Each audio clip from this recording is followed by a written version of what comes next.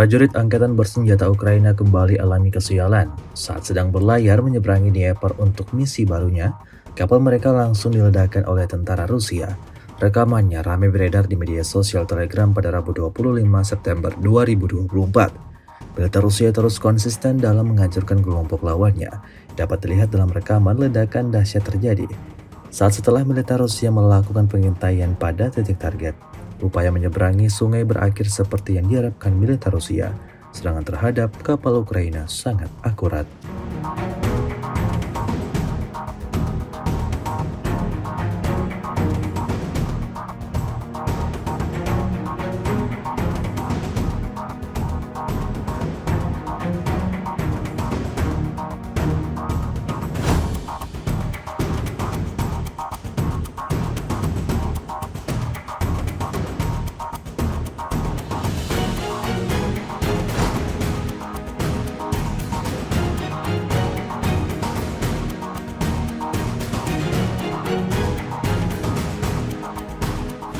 Download Tribun X sekarang, menghadirkan lokal menjadi Indonesia.